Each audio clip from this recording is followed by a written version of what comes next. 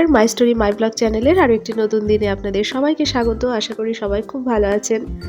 আমিও মোটামুটি ভালোই আছি। আর এই যে এখন রান্নাবান্না দিয়ে আজকের ব্লগটা শুরু করলাম। কারণ কি বলুন তো, আমি রান্নাটা আজকে খুব সকালে করছি। কত সকালে করছি সেটা আপনাদেরকে পরে দেখাচ্ছি। তার কারণ এমনিতে তো আমি 9টার মধ্যে রান্না করি, কিন্তু আজকে আরও তাড়াতাড়ি করতে হচ্ছে, কারণ হাজব্যান্ড আজকে খুব তাড়াতাড়ি বেরিয়ে যাবে, সকাল সকালই এক জায়গায় বেরিয়ে যাবে। ওই জন্য বেশি কিছু তো করবো না, সকালবেলায় খুব বেশি রান্নার কিছু করাও যায় না। ওই জন্য একটা পাতলা করে মসুর ডাল আর একটা সবজি করব। পনির আমি কালকে রাতে দুধ থেকে পনির বানিয়ে রেখেছিলাম ফ্রিজে, তো সকালবেলা ওটাকে বের করে নিয়েছি আর ভাজাও হয়ে গেছে। পনিরটা ভেজে আমি একটু জলের মধ্যে ডুবিয়ে রাখি, তাহলে পনিরটা আর শক্ত হয় না, বেশ ভালো একটা সফট সফট ভাব থাকে পনিরের মধ্যে। তো এখানে এই যে পনির আর মটর, আলু, ফুলকপি দিয়ে একটা সবজি করে নিচ্ছি। আর চা খাওয়া এখনো হয়নি, এই যে এখানে আমি চা ঢেকে রেখে দিয়েছি। চা বানানোর আগেই আমার রান্নাবান্না সব হয়ে গেল, ভাতও হয়ে গেছে। কারণ হচ্ছে আমার হাজব্যান্ড আর মেয়ে এখনও শুয়ে আছে, আর ওরা ঘুমিয়ে থাকতে থাকতেই আমি রান্নাটা করে নিলাম। আর এখন সময় বাজে হচ্ছে কেবল এই যে 8:30। তো 8:30টার সময় আমি চা খাচ্ছি ঠিকই, কিন্তু তার আগে আমার রান্না হয়ে গেল। তো এটা সকালের জন্য হলো ঠিকই, কিন্তু এইটুকু রান্না দিয়ে তো সারাদিনের খাবার হবে না। আর আমার মেয়ে ওইরকম ডাল আর পনির তো খেতেই চায় না, খেলে ওই ডাল পাঁপড় ভাজা দিয়ে একটু খাবে। চাটা নিয়ে আমি একদম বেডরুমে এসে হাজির হলাম। এরা এত অসুস্থ যে কি বলবো, বিছানা থেকে এদের আর নামতেই ইচ্ছে করে না। ওই জন্য একদম বেডেই নিয়ে চলে এলাম। আর আমার মেয়ের তো একটা দাঁত পড়েছে, এর আগের ভিডিওতে আমি শেয়ার করেছি যে একটা দাঁত উঠে গেছে, তো আর একটা দাঁতও নড়ছে। তো ওটাই আমার হাজব্যান্ড দেখছে যে কতটা নড়ছে। এখানে এই যে আমার মেয়েকেও একটু চা দিয়েছি, ও বলল যে চা খাবে। তারপরে আবার তবলা প্র্যাকটিসে বসেছে। তো আমরা দুইজনেই বসলাম ওকে নিয়ে সঙ্গে নিজেরাও না বসলে আর করতে চায় না, তো একটু প্র্যাকটিস করুক।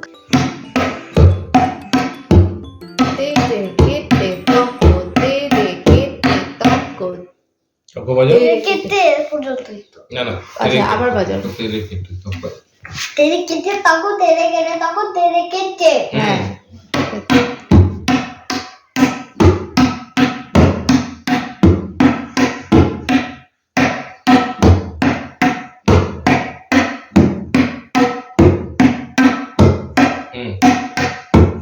মেয়েদের তবলা বাজানো আমার খুব ভালো লাগে। তো আমারও ইচ্ছে ছিল যে সৃষ্টি মেয়ে হয়ে যদি তবলা বাজাতো খুব ভালো হতো। তো এটা ওর বড় হলে সম্পূর্ণ ডিপেন্ড করবে ওর উপরে, ওর যেটা ইচ্ছা সেটাই করবে, কোনো কিছুর জন্য প্রেশারাইজ করব না। আর এখানে দেখুন আমি তারপরে চলে এসেছি দাটা নিয়ে। তো ভাবছে যে মা কালী হয়ে আবার কোথায় আসলো, কি করবে, কার গলা কাটবে। এসছি ছাদে, কারণ ছাদে আমার হাজবেন্ড তো গাছের পরিচর্যা করে, কিন্তু কিছু কিছু গাছ ও আমার ভরসায় রেখে দেয়, ওগুলোতে হাত দেয় না। বিশেষ করে যে সমস্ত গাছগুলো আমার প্রয়োজনের গাছ, এই যে নাকচম্পা গাছটা, এটাতে এত সুন্দর ফুল ফোটে বর্ষাকালে, গ্রীষ্মকালে। তো শীতের সময় এখন ফুল ফোটে না, শুকিয়ে যায়।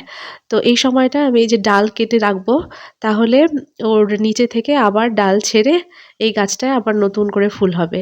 আর এই গাছের একটা বিশেষত্ব কি বলুন তো, এই যে কাটা ডালগুলো, এগুলো যদি মাটিতে বসিয়ে রাখেন, সেখান থেকেও কিন্তু নতুন করে আবার সেই ডালটা গাছ হয়ে যাবে, মানে বেঁচে যাবে, শিকড় তৈরি হয়ে যাবে। তো এরকম নাকচম্পার ডাল যদি আপনারা কোথাও পান, প্রত্যেকের বাড়িতেই রাখতে পারেন, কারণ এর প্রচুর ফুল হয় আর খুব সুন্দর সুন্দর ফুল হয়, বড় সাইজের। আর এখানে এই যে কালাঞ্চ গাছটা রোদে ছিল, তো আমি এটাকে এখন ছায়ায় নিয়ে যাব, কারণ এখন যখন আবার রোদটা উঠছে, রোদটা খুব কড়া। আর এই যে ডালিয়া, চন্দ্রমল্লিকা, এগুলো আপাতত ছায়াতেই আছে, তার কারণ এগুলো রোদে থাকলে তো নষ্ট হয়ে যাবে। আর আমি এখানে আবার শিম গাছের তলায় এসছি। কিছু শিম দেখছি বেশ বড় হয়েছে, তো সেগুলো তুলে নিয়ে যাব। নিজের গাছের সবজি যদি খাওয়ার উপযুক্ত হয় তাহলে খুবই আনন্দ লাগে। আর সেগুলো যদি আপনাদের সঙ্গে শেয়ার করতে পেরে তো আরও ভালো লাগে, যে আপনারা সবকিছুই এগুলো দেখছেন, অ্যাপ্রিশিয়েট করছেন, তো ভালোই লাগে। আর এইভাবেই মুখে হাসি নিয়ে কাজ করে যাই, বুকে বল নিয়ে। বুকে বল নিয়ে এই জন্যই বললাম যে ইউটিউবে কাজ করাটা সত্যিই সাহসের দরকার আর ধৈর্যের দরকার। ওই ১ দিন ২ দিন বা ১ বছর ২ বছরে ওগুলো সাকসেস ওগুলো কিছু পাওয়া যায় না। এর জন্য আপনাকে স্ট্রাগল করেই যেতে হবে কন্টিনিউ। ভিডিও দেওয়া, তারপরে ভালো কোয়ালিটির ভিডিও দেওয়া, সেই সঙ্গে আপনি তবুও বলতে পারবেন না। আপনি যতই ভালো মতন আপনার 100% দিন না কেন যে তাতে যে ভিউ ভালো হবে সেটা কিন্তু কোনো গ্যারান্টি নেই। কোনো ভিডিওতে হয়তোবা লাকিলি কিছু ভিউ আসলো তারপরে আবার সেই আসলো না গড়পড়তা। কিন্তু দুঃখ করলে হবে না বা হাল ছেড়ে দিলে হবে না। এখানে দেখুন আমার বেশ কিছু শিম চলে এলো। তো যেগুলো একটু কচি আছে সেগুলো থাকলো। ওগুলো আজকে আর তুললাম না। আর শিমগুলো এনে এই যে ফ্রিজে রেখে দিচ্ছি। আজকে শিম দিয়ে কিছু রান্না করব না। তো ওইজন্য তুলে নিয়ে আসলাম ঠিকই, কিন্তু এগুলো থাক। আর যেটা বলছিলাম যে YouTube এ কাজ করাটা সত্যিই খুব ধৈর্যের দরকার হয়। আমি এর আগেও বলেছিলাম যে সাবস্ক্রাইবার গেইন করা হয়তো ১ম এর দিকে কঠিন মনে হলেও একটা সময়ে 1K সাবস্ক্রাইবার আপনার পূরণ হয়ে যাবে। আবার ৪,০০০ ঘন্টা ওয়াচ টাইমও হয়তোবা আপনি পূরণ করে ফেলবেন একটু কষ্ট কিন্তু করলেই। তারপরে ওই যে $100 পূরণ করা সেটা খুব ডিফিকাল্ট। আর বেশিরভাগ ক্ষেত্রে এরকম হয় যে ফুল ভিডিও তো কেউ ওয়াচ করে না। কারণ ফুল ভিডিওর মধ্যে তখন অ্যাড পড়ে যায়। তো অ্যাডটা দেখে বা অ্যাড স্কিপ করে পরবর্তী অংশে যাওয়া, এরকম খুব কমই ভিউয়ার্স বা খুব কম বন্ধু-বান্ধবী আছে যারা পুরো ভিডিওটা দেখেন। তো একটু আধটু কয়েক সেকেন্ড হয়তো দেখলো ৩০ সেকেন্ড বা ১ মিনিট। তো ওতে হয়তো একটা অ্যাড পড়ল। তো তাতে করে অ্যাড না দেখলে, অ্যাড সহ না দেখলে সেইখানে ডলার খুব একটা জমে না। সুতরাং এটা একটা মানে লম্বা জার্নি। জানি না কবে এই জার্নির শেষ তো হবেই না। কারণ এই জার্নিটা যত আপনি কন্টিনিউ করতে পারবেন, তত আপনি আ এগোতে পারবেন সামনের দিকে। আর জার্নি শেষ করা তো যাবেই না। আপনাকেও হাল ছাড়া যাবে না। করে যেতেই হবে। আর ভালো ভিডিও দেওয়ার জন্য চেষ্টা করে যেতে হবে। তারপর লাক তো আছেই। অনেকের লাক আছে যাদের খুব ভালো হয়। আর অনেকের কনটেন্টও ভালো হয়, সেই দিকটাও দেখতে হবে। তো সবকিছু মিলেমিশে এইভাবে হাসিমুখে কাজ করে যাই, সংসারের কাজও হয়। আমার আর YouTube এ ব্লগিং করাও হয়ে যায়। আর এখানে দেখুন উপরে শতরঞ্চিগুলো আমি নিয়ে আসলাম। এগুলো ধুয়ে দিয়েছিলাম। এগুলো সৃষ্টির জন্মদিনের সময় ব্যবহার করেছিলাম। আর শীতটাও এখন কমে গেছে। এগুলো এখন খুব একটা লাগবে না। ওজন্য এখন ভাঁজ করে রেখে দিচ্ছি। আর আমার সর্দি ভাবটা এখনো আছে। জানি না মানে কি যে আমার ইমিউনিটি পাওয়ারও কমে যাচ্ছে। এমনিতেও সর্দির ধাত ছিলই। তার মধ্যে আরো বয়সের সঙ্গে কিনা জানি না ইমিউনিটি পাওয়ার সত্যিই কমে যাচ্ছে। সর্দি ছাড়তেই চাইছে না। আজকে সকাল রান্না করাতে দুপুরের দিকটা আরো কিছুটা সময় পেলাম। তাই জন্য এক্সট্রা কাজ কিছু করে নিতে পারলাম। আর এখন আবার রান্নাঘরে ঢুকতে হবে। কারণ ওই যে বললাম না সকালবেলা তো অত সকালে সিম্পল খাবার-দাবার হয়েছে। আর আমার মেয়ে যেহেতু একটু মাছ খেতে ভালোবাসে, তাই এখন আবার মাছ রান্না করে নিব। তো চিংড়ি মাছ দেখতেই পাচ্ছেন ভাজছি। তো এটা গলদা চিংড়ি ছিল, আমি খোসা ছাড়িয়ে নিয়েছি। আজকে চিংড়ি মাছের মালাইকারি করব। তো মা নিয়ে এসেছিল নারকেল এর আগে। তো নারকেলের অর্ধেকটা আমি মালাইকারির জন্য আ করে নিয়েছি। মানে নারকেল কুড়িয়ে নিয়ে তারপরে ওটা আবার মিক্সিতে দিয়ে সেখান থেকে জুস বের করে নিয়েছি বা নারকেলের দুধ যেটা বলে সেটা বের করে নিয়েছি, ছেঁকে নিয়েছি। তো চিংড়ি মাছটা যেহেতু খুব বেশি তেলে ভাজতে হয় না, তাহলে শক্ত হয়ে যায়। ওইজন্য আমি একটু জল দিয়ে সেদ্ধ মতন করে নিয়ে তারপরে আবার তেলে ভেজে নিয়েছি। তো এই চিংড়ি মাছ খাওয়ার প্রসঙ্গে একটা কথা মনে পড়ল। আমাকে একজন কমেন্ট করেছিলেন বেশ কিছুদিন আগে একটা ভিডিওতে আমার কথা শুনে। মানে আমি হয়তো তখন আমার মেয়ের সঙ্গে কিছু একটা কথা বলছিলাম। তো সেই কথা শুনে উনি কমেন্টে লিখেছেন এভাবে যে, "কথা শুনেই মনে হচ্ছে বাঙাল।" হ্যাঁ, তো মানে উনি আমার কথা বা আমার ভাষা শুনেই আমাকে লিখেছেন যে, "আমার ভাষা শুনে মনে হচ্ছে আমি বাঙাল।" তো আমি ১ম এই বলে রাখি, হ্যাঁ, আমি বাঙাল। তো বাঙাল বা ঘটি এই জিনিসটা খুব কনফিউজিং বিষয়। এই যে এখানে দেখুন আমি দেখাচ্ছি যে চিংড়ি মাছ আর ইলিশ মাছ। আমি ইলিশ মাছও রান্না করব চিংড়ি মাছের মালাইকারির পরে। তো এই দুটো মাছই একদিনেই আমার বাড়িতে রান্না হচ্ছে। তো এই ঘটি বাঙাল আর ইলিশ আর চিংড়ি এই জিনিস নিয়ে নাকি ঝগড়া হয়। বিশেষ করে আমি তো আগে জানতামই না যে এই ঘটি বা বাঙাল কি?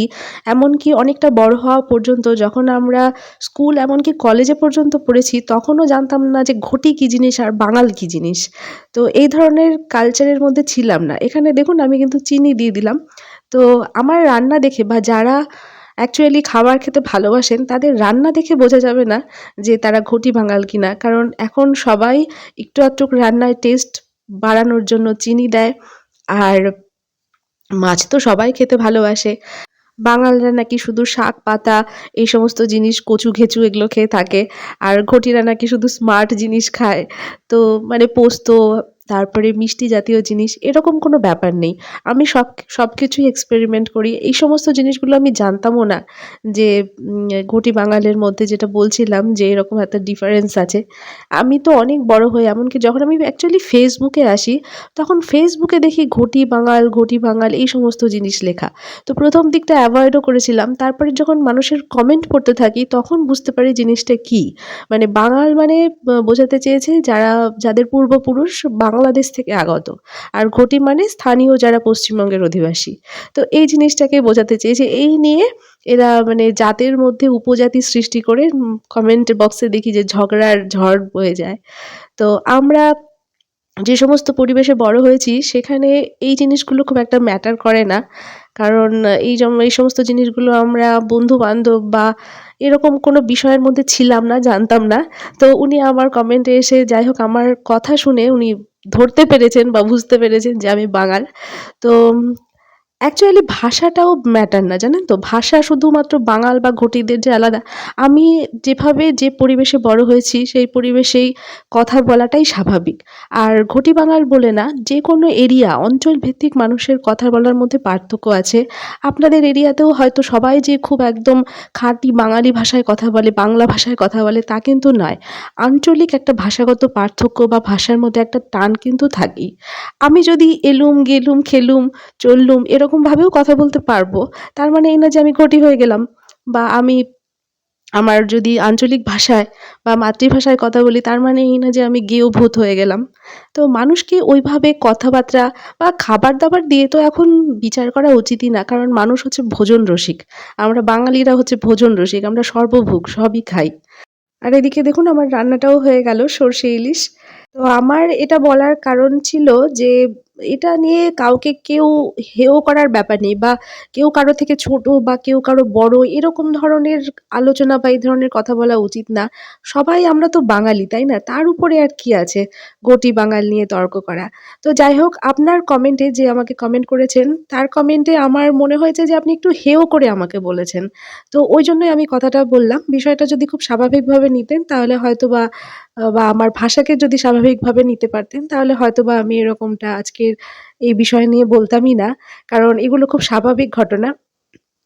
তো যাই হোক আপনারা সবাই ভালো থাকবেন। এখানে আমার মেয়ে আবার আ গানে বসেছে। তো ওকে আমি একটু দেখিয়ে দিচ্ছি।